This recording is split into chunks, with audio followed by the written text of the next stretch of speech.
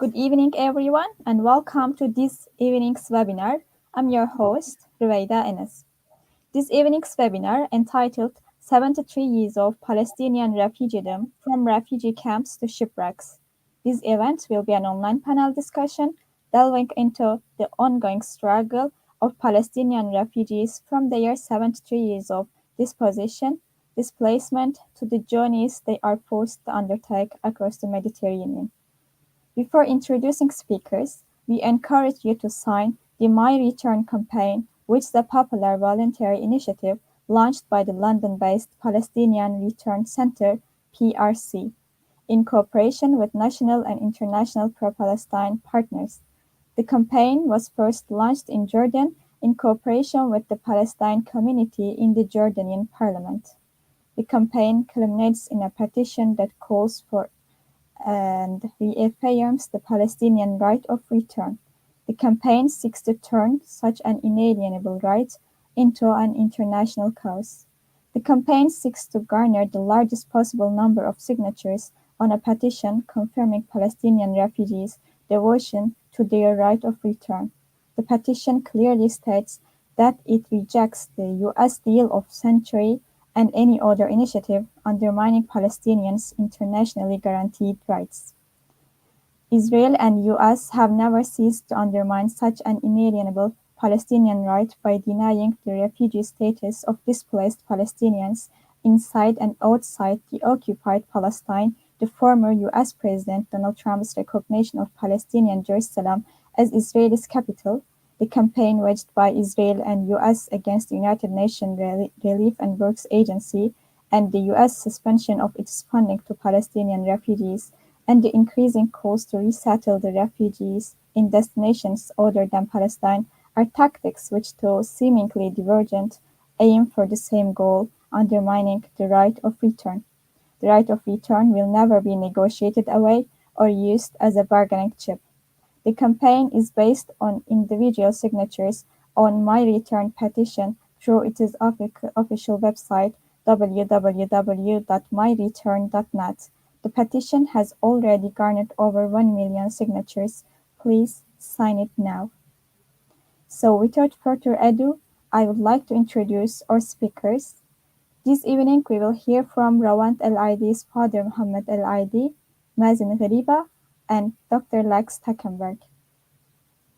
Rawand was a Palestinian refugee displaced in Syria who was forced to make the journey from Syria to Germany across the Mediterranean to be reunited with her family, as the German government failed to fulfill their own policies of refugee family reunification. Unfortunately, Rawand was on a refugee boat that capsized on the way to Germany to reunited with her family and died on Christmas Eve in 2021. Rawand's father, Mohammed El-Aidi, wishes to deliver the following statement regarding her death. We will see the video clip now. الله الرحمن الرحيم. السلام عليكم ورحمة الله وبركاته. أنا محمد العايدي، لاجئ فلسطيني من سكان مخيم اليرموك دمشق. أنا قصتي إنه إجيت على ألمانيا بآخر 2015 عشان أطلب عيشة كريمة وألم شمل عائلتي بالأردن. أنا عائلتي طلعت من سوريا على الأردن من سبب الأحداث بسوريا. أنا دخلت ألمانيا بال2015 نهاية 2015. عندي 5 بنات. قدمت لجوء بألمانيا. طلعت لي إقامة سنة. وطلع لي هون أثناء حق لم الشمل. هون أنا ضبطت لي وراء عشان أعمل لم شمل لعائلتي. كان بنتي هون أثناء عمرها شي 16. الله. بالنسبة لموضوع حق لم الشمل، قدمت لي وراء وهاي بتفاجأ إن السلطات الألمانية وقفوا حق لم الشمل اللي حامل الإقامة سنة. وقفوا لنا حق لم الشمل لمدة 1 و4 أشهر. استنيت 1 و4 أشهر ورديت عملت طلب جديد وعملت وراء عن حق حفظ لم الشمل عشان أحتفظ بحق لم الشمل، لأنه بنتي الكبيرة قربت تطبق ال18. هون قدمت الأوراق. عبين ما قدمت الأوراق قعدت فترة مليحة بحدود السنة ونص تقريبا. هون أوراقي بعتها على السفارة الألمانية بعمان بالأردن. طلبوا من السفارة، طلبت من عيلتي يجوا يعملوا مقابلة بالسفارة. قالوا لها تعالي أنت وجميع الأسرة أولادك. راحوا عملوا المقابلة بالسفارة الألمانية بعمان بالأردن. هون قالوا لي روحوا، نحن بعد شهر ونص نبعث لكم خبر بتيجوا بتستلموا الفيز. بعد شهر ونص راحوا استلموا الفيز. هون في كان موظف مصري بالسفارة الألمانية بعمان، أعطاهن الفيز كلن إلا بنتي الكبيرة البكر ما أعطاها. كان هون أثناء بنتي عمرها 18. قال له وقعي هاي الورقة. قالت له هاي الورقة شو؟ قال له خلص وقعي وبعدين بقول لك. وقعت بنتي. بعد ما وقعت بنتي قال له أنت إجاك رفض لم الشمل لأنه طبقت السن القانوني 18 سنة. صارت هون بنتي ومرتي يبكوا، حملوا حالهم وروحوا على البيت. وهون أثناء اجت عيلتي غصب عنا هي وبناتي، وظلت بنتي قاعدة عند بيت جدة بالأردن. اجت عيلتي وأنا أثناء 2.5 ما خليت منظمة حقوق الإنسان الصليب الأحمر بألمانيا إنه أحاول أجيب بنتي لعندي تلحقنا يعني وتلحق أمها وخواتها. ما خليت وسيلة. الكل يقول لي ما بتقدر تيجي لأنه طبقت 18 سنة. والبنت تعبت نفسيا بالأردن بعيدة عن أمها وأخواتها وعن أبوها. أنا صلني 10 سنين مو شايف بنتي. هون ضلينا يعني نحكي مع بنتي ونطيب خاطرها، بابا طولي بالك وإن شاء الله منجيبك بخير وسلامة، بس بدها صبر ووقت. أنا ما خليت وسيلة بألمانيا، ما خليت حدا عن طريق كفالة عن طريق شيء، ما خليت حدا. قلت له الله يرضى عليك يا بابا طولي بالك وإن شاء الله بتيجي بخير وسلامة.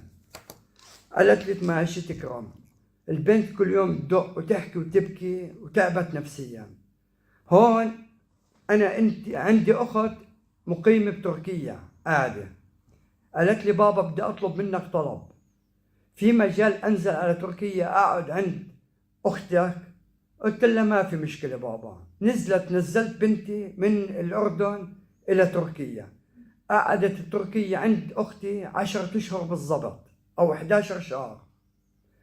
هون أثناء اللهم صل على النبي، أثناء هون نتفاجأ ب24/12 بال2021 نتفاجأ الساعة 8 الصبح تبعت لنا رسالة صوتية: بابا ادعوا لي أنا ناوي أطلع عن طريق البحر عندكم على ألمانيا لأنه تعبت نفسيا وما عاد أتحمل. هون حطينا تحت الأمر الواقع. البنت منا لحالها قررت تطلع البحر. هون ما فينا نحن نعمل أي شيء غير ندعي لها. صرنا ندعي لها ونقول لها يا بابا لا تطلعي عن طريق البحر والبحر بخوف والبحر. قال بابا أنا سكرت الدنيا بوجهي وناوي أطلع عن طريق البحر وادعوا لنا. دعنا له. نتفاجأ الساعة 7 المساء يوم الجمعة بنفس اليوم إنه عم نتابع نحن أخبار عن طريق الفيس في قارب قالب. دلينا نتواصل يعني بدنا نطمن عن البنت. دقينا لخفر السواحل اليونانية للصليب الأحمر، طلع قارب بنتي قالب. هون ما قعدنا يعني ندور على البنت عن طريق الموبايل من ألمانيا إلى اليونان. خفر السواحل الصليب الأحمر المشافي يقولوا لنا مو مبين البنت، لا هي مع العايشين ولا هي مع الميتين ولا هي من المفقودين. ضليتني ليوم الأحد وأنا بألمانيا ما نمنا طول الليل. نحن ندقدق ونسأل نطمن على البنت. أقول يا رب إن شاء الله تكون من الأحياء، إذا مو من الأحياء تكون من الأموات بس ما تكون من المفقودين. والحمد لله رب العالمين ما ضل فيني صبر وأتحمل. قررت يوم الأحد أنزل على اليونان عشان أدور على بنتي. نزلت على اليونان وصرنا نسأل وندور. آخر شيء التجأت للسفارة الفلسطينية اللي باليونان، وهن اللي ساعدونا.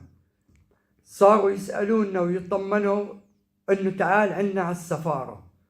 رحت على السفارة الفلسطينية باليونان وبلش يأرجوني الصور تبعون الأموات. بتفاجأ بنتي مع الأموات. شفت صورتها وحمدت الله وإن الحمد لله إنه مع الأموات ما تكون مع المفقودين. ونصيبنا هيك. هون أثناء قعدت أنا باليونان بعد أسبوعين لحتى أخذونا على المشفى وشفت بنتي وتعرفت على جثة بنتي. شفتها والحمد لله بعد 10 سنين شفتها بالصندوق.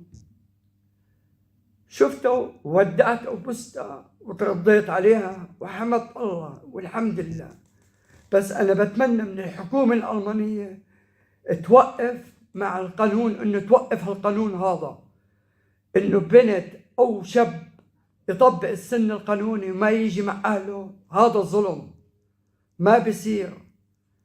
إن بيحكوا بالإنسانية، هاي مو إنسانية. والله العظيم إذا في مجال يوقفوا هذا القانون يوقفوا. لأنه أنا بعد 10 سنين صارت معي هاي الحادثة وشفت بنتي بالصندوق. بعد 10 سنين البنت تعبت نفسيا ما عاد تتحمل. أنا ما خليت أي وسيلة بألمانيا أجيبها لعندي، وما في ولا أي وسيلة. والحمد لله استلمنا الجثث. هن 8 جثث فلسطينية والباقي من إخواننا السوريين، 17 جثة. وبعد شي 23 يوم استلمت الجثة وغسلناهن وصلينا عليهن ودفنتها باليونان. ما قدرت أجيبها على ألمانيا أدفنها. دفنتها باليونان والحمد لله رب العالمين. هاي قصتي، ومو بس قصتي، وأنا ما بحكي هاي قصتي بس لأنه بنتي. أنا بحكي عن كل شي لاجئ عنده نفس القصة ونفس المرض والتعب. ياما في عالم عائلات مدشرة أولادها وبناتها بالأردن بلبنان بسوريا ما قادرة تجيبن لأنه مطبقين السن القانوني 18 سنة. بنتمنى من السلطات الألمانية تشيل هذا القانون، لأنه نحن بالنهاية عرب ومسلمين، ويعني ما حدا بيقدر يعيش بلا ابنه أو بلا بنته. يعني هي البنت تتأثر أو الشاب بتأثر ونحن بنتأثر. نتمنى من السلطات الألمانية ياخذوا بعين الاعتبار يشيلوا هذا القانون، إنه طبقت السن القانوني. والحمد لله رب العالمين. وأنا بتمنى من السلطات الألمانية يعني توقف مع العالم كله. والحمد لله الله يرحم بنتي ويرحم اللي ماتوا، نصيبنا بالجنة. والحمد لله رب العالمين وشكرا. السلام عليكم ورحمة الله وبركاته.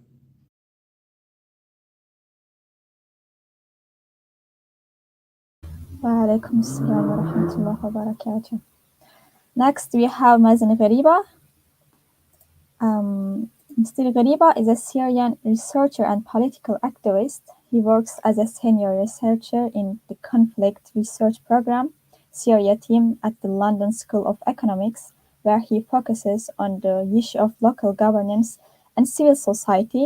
He is also the executive manager of the Syrian British Council, SBC, a UK-based Syrian advocacy body that reflects the voices of the Syrian diaspora. Please, if you have any question for Mr. Ghariba, write them down in the comment section. Now I would like to ask Mr. Ghariba to deliver his talk. Thank you. Thank you, Rutaina. Good evening, everyone. It's truly an honor to be here with you in an event hosted by the Palestinian Return Center. Thank you, Ruwaida, for the introduction, and may I add that before being an academic or an activist, I'm also a Syrian refugee here in the UK, hoping that one day I will be able to safely and voluntarily return to my home country, Syria. Being directly involved in Syria and the Syrian conflict, I will try to shed some light on the numerous obstacles and challenges the Syrian Palestinian refugees are facing on a daily basis. I know that the UNRWA usually refers to the Palestinians living in Syria as Palestinian refugees in Syria. However, for us Syrians, I think many of us, we prefer the term Syrian Palestinians because throughout my lifetime and my parents' lifetime, we always considered Palestinians to be an integral part of the Syrian society and Syrian fabric. They are our neighbors, friends, family members. And to be honest, all Syrians, including myself, we grew up on the Palestinian cause against the Israeli occupation and the fight for the right of return for all Palestinians, which in a way, being involved in the Palestinian cause shaped the current political and social discourse of many Syrians today. I believe the Syrian uprising of 2011 clearly shows the levels of solidarity and integration between Syrians and Syrian Palestinians. Our Palestinian colleagues and friends marched the streets with other Syrians demanding freedom of expression, democracy, and human rights for all. And for that, Palestinians, like many Syrians, were also punished and targeted by the Syrian regime. A lot of them were detained, tortured, and even killed. And here I also remember our dear friend and the prominent Syrian Palestinian human rights activist Rami Sulaiman, who were forcibly disappeared by the Syrian intelligence forces almost 10 years ago, and we haven't been able to allocate him or hear from him since. And we all, of course, remember the inhumane besiegement and the starvation of Yarmouk refugee camp. This camp, which hosted over 150,000 Palestinians and is located at the outskirts of Damascus. Throughout the Syrian conflict, Palestinians have been the most affected vulnerable group. I remember the European Network of Statelessness called the hardships of the Syrian Palestinian refugees as a new Nakba for Palestinians. Around 300,000 of Syria's Palestinian population, half of that population, have been either displaced internally or outside the country, the majority of which cannot return to their homes because 2/3 of the Palestinian refugee camps inside Syria have been destroyed or are caught up in the ongoing conflict. The UNRWA estimates that over 70,000 Palestinians, and I believe the actual number actually exceeds that estimation. But as of 2017, there are more than 70,000 Palestinians who fled Syria to neighboring countries, including Jordan, Lebanon, Egypt, Turkey, and Iraq, where they are being singled out for increasing restrictions on access to asylum and have become the targets of growing hostility within the host countries and communities. Instances of discriminatory treatment, indefinite detention, border closures, detention of minors, and even violence characterize the current treatment of Syrian Palestinians in most neighboring countries. In Lebanon, for instance, Palestinians from Syria are prevented from equal access to education, healthcare, or even working in most of the professions. And they have to apply for a work permit through a different and much more expensive procedure than Syrian refugees. And of course, unfortunately, this ill treatment of Palestinians in Lebanon and some other neighboring countries are not just directed at Syrian Palestinians, but at all Palestinian refugees who reside in these countries as well. One of the main difference with international treatment between Syrian refugees and Syrian Palestinian refugees is that Syrian refugees are able to register with the UNHCR, and thereby they benefit from third country resettlement, healthcare, and other assistance. However, Syrian Palestinians are excluded from UNHCR resettlement schemes, and they have to go through the underfunded UNRWA's short-term operations, which have been insufficient to close the gap and address the painful reality of Palestinian refugees. And of course, one of the main questions I believe that encapsulates the dilemma of Syrian Palestinian refugees is, where are they going back to? Are they going back to the underdeveloped refugee camps that were initially built to be a temporary residence for Palestinians? Such camps which lack the basic services and the urban development, even in the pre-crisis era in Syria. Therefore, I think here we need, in order to address the issue, the hardships of the Palestinian refugees today, and the issues of return, we need radical solutions to address and to facilitate the safe return of Syrian Palestinians away, and we need to move away from the temporary remedies that Palestinians have been living through since 1948. These solutions include putting more international pressure on host countries, specifically the neighboring countries around Syria, in order to provide decent protection mechanisms and decent living conditions for Palestinian refugees that give them access to education, healthcare, and work permits. We need more international funding to UNRWA to be able to deal with the increasing need of Palestinian refugees. And we need governments to take responsibility for these refugees and not just put that burden on UNRWA. Additionally, we need constitutional and legal reforms in the regulatory framework towards Syrian Palestinians who are residing in or wishing to go back to Syria. This requires clear commitment to reconstruction, housing, land and property rights, the HLP rights, safe, voluntarily and dignified returns from neighboring countries. And finally, may I add that the UNHCR and UNRWA should formalize their interagency cooperation on behalf of Palestinian refugees during times of calm and as well as time of crisis. And this kind of formalization between UNHCR and UNRWA should be done in accordance to the UNHCR statute and to the 1951 Refugee Convention, but also they need to take into consideration the past practices and the lessons learned from the Syrian refugee experience from the past decade. Beyond crisis, the UN agencies should also consider innovative approaches to definitively and swiftly close the protection gap for the Palestinian refugees. I will stop right here in order to open up time for discussion and for questions, and I'm looking forward to discussing these questions and more with you. Thank you. Back to you, Ruwaida. I think you're muted.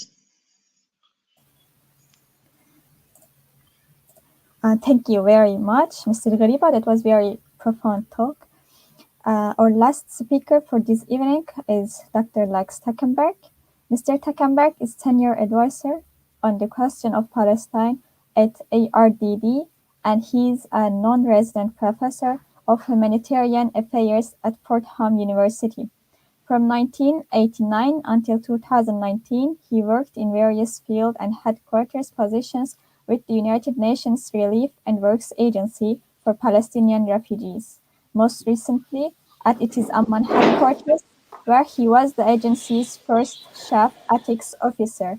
He was previously United Nations Relief and Work Agency's General Counsel, Director of Operation and Deputy Field Director in Gaza and Syria. Before joining the United Nations Relief and Works Agency, he was the legal officer of the Dutch Refugee Council from 1983 until 1989. A law graduate from the University of Amsterdam, where he also worked as an academic assistant from 1987 to 1989. He obtained a doctorate in international law from the University of Nijmegen, the Netherlands. In 1997, after having successfully defended his doctoral dissertation entitled The Status of Palestinian Refugees in International Law, Oxford University Press published a commercial edition of the dissertation. In 1998, an integral Arabic translation was published by the Institute of Palestinian Studies in 2003. A new version of the book, co-authored with Francesca Albanese, was published also with Oxford University Press in 2020. I'm so honored to introduce you. Over to you, Mr. Tackenberg. Thank you very much, Ruwaida. and thank you very much for the Palestinian Return Center for inviting me and for giving me the opportunity for this discussion with you this evening. It's always a great pleasure to talk to organizations that are founded by Palestinian refugees themselves, be it in the region or in Europe or North America. So I'm very happy to be with you today. I'm speaking from rural France, so I hope my connection is sufficient and you can hear me properly. If there are any problems with that, please let me know, and I can either turn off the camera or I can repeat what went missing in the transmission. I've chosen to provide some high-level comments that I believe that are good to trigger discussion, and there are some key takeaways from the new book that Roveda mentioned at the end of her introductory words. The new book that I wrote with Francesca Albanese on entitled Palestinian Refugees in International Law, which was published in the summer of 2020 in the UK by Oxford University Press, and which is a completely rewritten version of the earlier book that Roveda made reference to, that came out in 1998. So just some high-level comments, and then I'm happy, if you want to know more about any of the points that I raise, you're more than happy to ask me questions. And in doing so, I will also partly refer to Mazen's excellent introduction and to Mohammed's very moving story related to the passing of his daughter Rawand. So the first point, in considering the situation of Palestinian refugees, in discussing the situation of Palestinian refugees, in exploring solutions, in exploring enhanced protection, we should always be mindful that the Palestinian refugee issue is not merely an outcome of war, the 1948 war and 1967 war, but rather the result of Zionism, a deliberate and ongoing settler colonial endeavor to create a state with as little non-Jews as possible. That's what is at the essence of the unresolved Palestinian refugee issue and the broader unresolved question of Palestine. If there is one thing that the recent Amnesty International report on apartheid in relation to Israel has highlighted, it is that the attempt to disconnect the events of 1948, the Nakba, from Palestinian existence in 2022 is both artificial and cynical. From 1948 onwards, from Dar Yassin to Sheikh Jarrah, the ongoing Nakba has been a deliberate and continuous effort to erase the Palestinian people from their homes and land. It's a very important point, very important to sort of look at the unresolved refugee question through the right lens. It is often looked at from a humanitarian perspective, as a humanitarian problem, and as long as we solve the immediate humanitarian needs, we can live with it. That's wrong. We need to engage through the correct lens and see that this is the outcome of the ongoing Nakba is part and parcel of the ongoing deliberate settler colonial endeavor that continues to be driven by the State of Israel. That brings me to my second point. That's more, that's directly related, but then we begin to apply the law to the situation of the Palestinian refugees.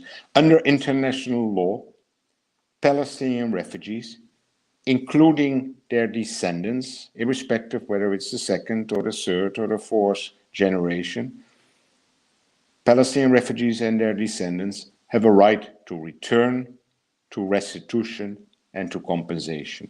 A right to return, to go back to their homes, restitution, which refers to the return of homes and land to the rightful owners, and compensation in case those properties no longer exist, they have been erased or demolished in war, or the refugees choose not to return. These rights were acknowledged in UN General Assembly Resolution 194, but that was not their source. The right of return, the right to restitution, the right to compensation originate from the illegality of the ethnic cleansing of Palestine. In other words, from the fact that war crimes were committed with the establishment of the State of Israel and the consequent displacement of some 750,000 Palestinians from their land and homes. And this right has been further, even if Resolution 194 had never been adopted, this right of return would exist as strong as it is today, because it flows directly from, as I said, general international law, both the state of international criminal law as it stood in the late 1940s, as well as the law of state responsibility. Even without Resolution 194, there would be a very strong legal right to return, to restitution, and to compensation. Now, this right has been further strengthened by the passing of time and the advancement of international law since the Nakba, as it has also been enshrined in international humanitarian law and international human rights law. So right of return is really very, very strongly, has a very strong foundation. Third point, and this is more about the refugeehood or the refugeedom, as you refer to it in the title of today's event. International law has put in place a distinct regime for Palestinian refugees, not a lesser regime. In other words, Palestinian refugees are as much refugees as all other refugees. They are not children of a lesser God, so to speak. And this regime includes a clear definition of who are the Palestinian refugees, and it provides them with fundamental rights based on a combination of different branches of international law. International refugee law, the principles on protection of internally displaced persons, international humanitarian law, the law related to stateless persons, and international human rights law. And it's in the interplay of these different rights that Palestinian refugees can effectively be protected. Although this special regime, this distinct regime, as I refer to it, is often misunderstood by those responsible for immigration, border officials, etc., as a result of which Palestinian refugees often fall between the cracks. And Mazen, both Mazens, referring to the difference in treatment between Syrians from Syria and Palestinians from Syria is just an illustration of that. You know, it would suggest that Palestinians have a lesser status than the Syrians that had to flee the war in Syria. So, as they have a very clear status under international law, Palestinian refugees are also entitled to international protection as other refugees. International protection from from UNRWA, the UN Agency for the Palestinian Refugees, and from UNHCR, the General International Refugee Agency, each with respect to the Palestinians under their respective mandates. And so they're entitled to protection like all other refugees. And this includes access to the different durable solutions that are generally pursued for refugee situations. And the three durable solutions, the most prominent durable solutions are return to the country of origin, are local integration in countries of first asylum, and third country resettlement if the first two options are not available. So Palestinians should be entitled to have access to all those three durable solutions and to protection more generally. And as Mazen quite rightly observed, in fact, there is a protection gap, and in particular a gap with respect to durable solutions, where Palestinian refugees have less opportunities than all other refugees to access durable solutions. Now, another important point in relation to the pursuit of solutions is that the acquisition of asylum and third country citizenship, which has happened for Palestinians coming to Western countries, does not jeopardize the right of return, the right to restitution, and the right to compensation. In other words, Palestinians are free to seek the solutions that meet their needs and those of their families, rather than being held captive in what American anthropologist Nell Gabiam refers to as the politics of suffering. And what she means by that is the long-held belief that pursuing solutions for Palestinian refugees more holistically, beyond return, beyond holding on to sort of the right of return, would undermine Palestinians' rights and claims towards Israel, and as such would jeopardize the Palestinian cause. Now, our analysis, and we go into great detail on this in our book, makes it clear that this is wrong. Palestinian refugees who, for example, have found asylum in the UK have as much a right to return as Palestinians who continue to live in camps within UNRWA's area of operation. Point number 6, in addition to being refugees, most Palestinians are also stateless persons. In spite of Palestine's status as non-member observer state and its increased international recognition,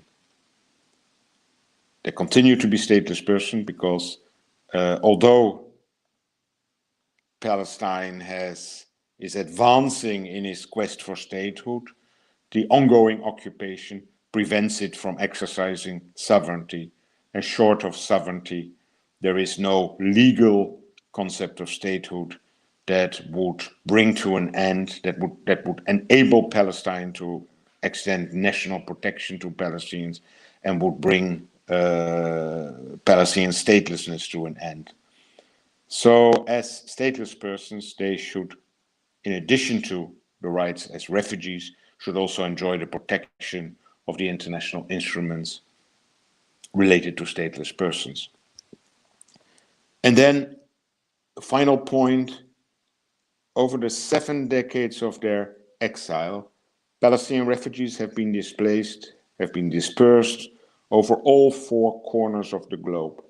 As part of our book, we surveyed Palestinians both in the MENA region as well as in the rest of the world, and we found information about Palestinian communities in more than 50 countries. And their status and practical treatment in those countries has been fluctuating between countries as well as over time, depending on the applicable legal regime and political constellations. For example, Palestinians in Egypt under the era of Nasser had a very favorable situation, had a very favorable status. And after Nasser's death, this quite dramatically changed for the worse to a situation that Palestinians in Egypt today are not treated much better than those in Lebanon, which is generally seen as the country with the worst living conditions for the Palestinians. On that note, I end my introductory overview and am more than happy to respond to questions from the audience or from Roveda, from Mazen, whoever wants to know more.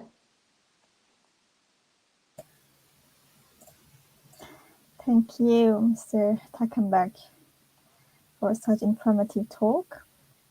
Mr. Takenberg was our last speaker this evening. I'm honored to welcome our speakers, and thank you everyone for joining us today.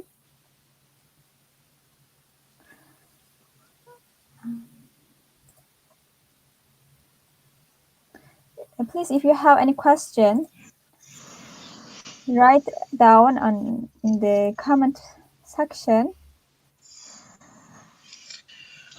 Rueda, may I reflect on some points? Of course. Waiting for the audience to pose some questions if they have. I just want to emphasize something Dr. Teckenberg was saying with regard to treating Palestinian refugees as lesser refugees.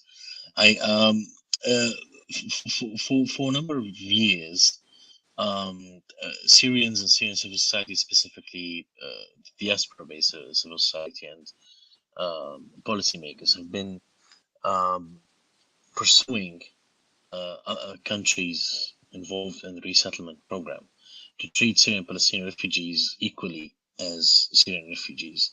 I'm not saying that the current policies towards Syrian refugees are fantastic, but I'm just saying that most of these policies they discriminate somehow different levels against Palestinians. For instance, when you look at the UK, on one hand, the UK only welcomed, I think, 30,000 Syrian refugees through the UNHCR resettlement program, but hardly very little Syrian Palestinian refugees were welcomed here in the UK, for instance. So one of the demands that we, the diaspora-based Syrian society, is working on is to consider Palestinian refugees with the equal rights as Syrian refugees. And as Dr. Teckenberg said, they're not separate category of refugees. I mean, a refugee is a refugee, and all refugees should be treated in an equal and decent manner. And for that, we'll continue pushing and putting pressure on UN agencies and different countries to treat Syrian Palestinians at least in an equal manner to the Syrian refugees, and also to be included in the resettlement programs. And also, I wish to say that when I mentioned the constitutional and legal reforms in Syria, I was specifically referring to the issue of citizenship. So there is a common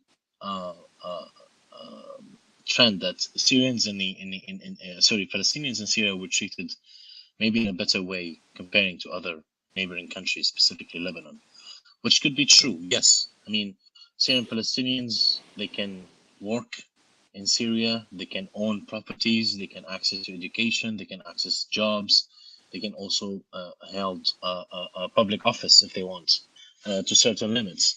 And that, of course, doesn't exist at all in Lebanon. In Lebanon, the situation is way worse. Palestinians in Lebanon cannot do anything.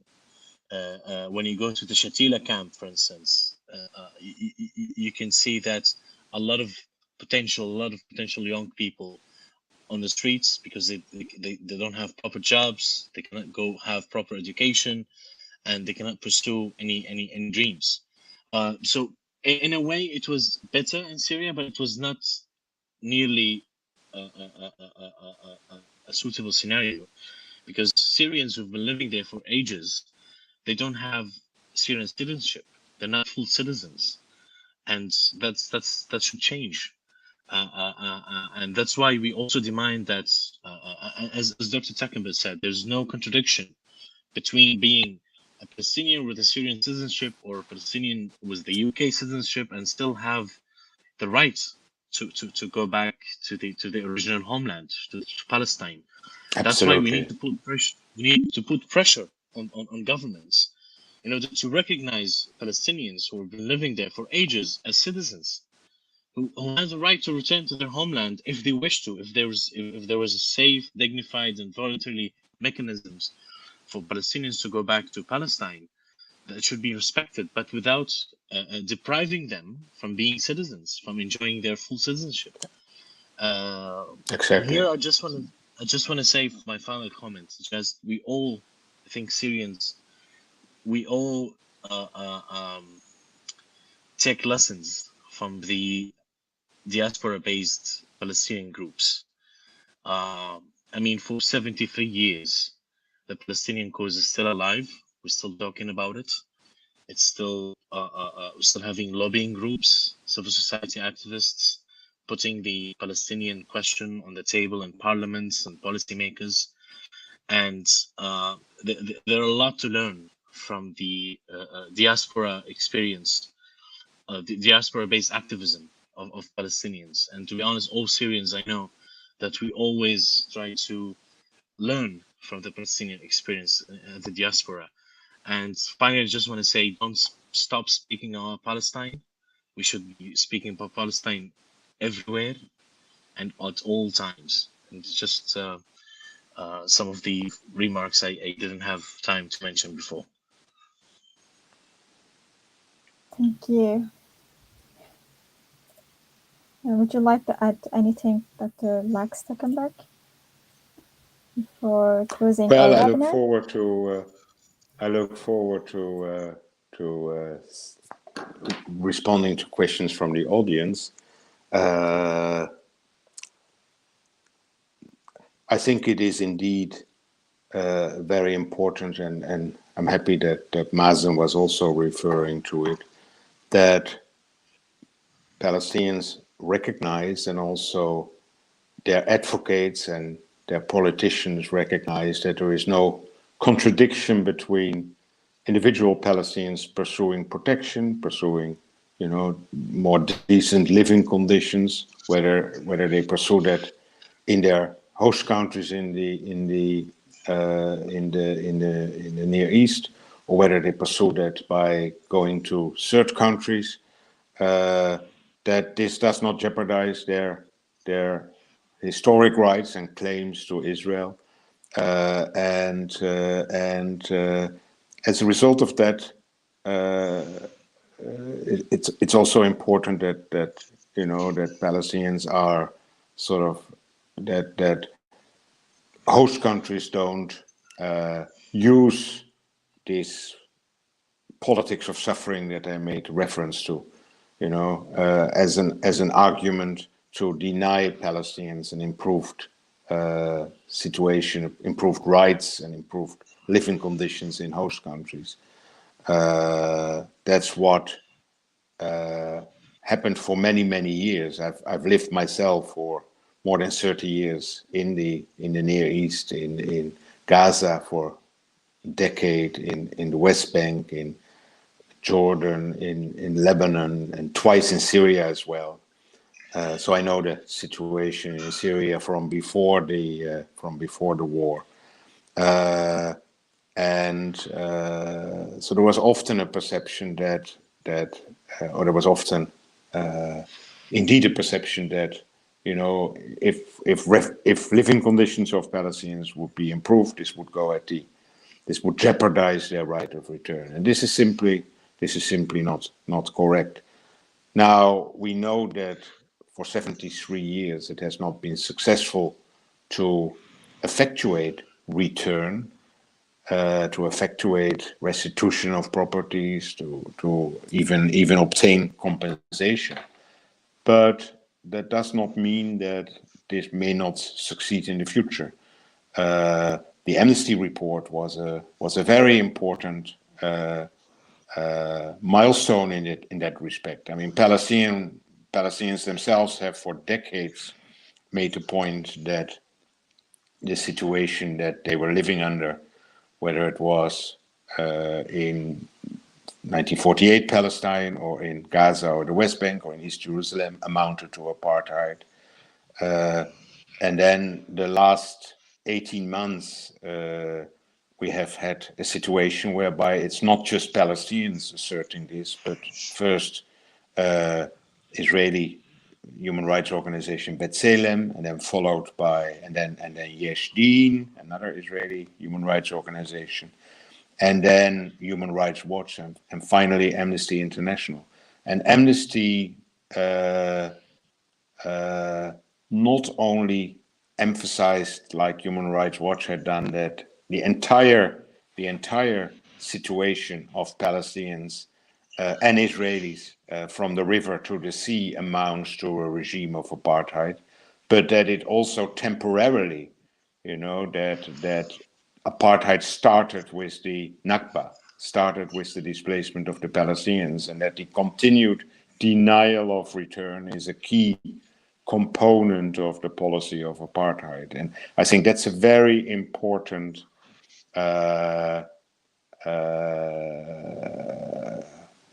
meta conclusion in the sense that it really helps the discourse forward. I grew up in a time that apartheid South Africa was a dirty word. We would not, my parents and my family would not buy South African products. We would not fill our car with gasoline from oil companies having business in South Africa. The fact that I think, in particular, the Human Rights Watch and Amnesty International, and Amnesty is very much a household name in much of the world, that they are putting sort of the apartheid label in front of Israel will have significant consequences. I mean, and as always, the politicians will be the last to acknowledge the change, but business community and civil society will increasingly acknowledge this legal. It's not only a political and a cry for action and solidarity, but it also has legal consequences. The fact that the situation in all areas under Israel's control amounts to the crime of apartheid. I mean, it has legal consequences, and I think we are still beginning to see the effect of it. So the point I'm trying to make is that, yes, on the one hand, we should have consideration for individual Palestinians that seek protection, that seek safety from war, like in Syria, or from vulnerable situations that they have find themselves in. And it's really tragic.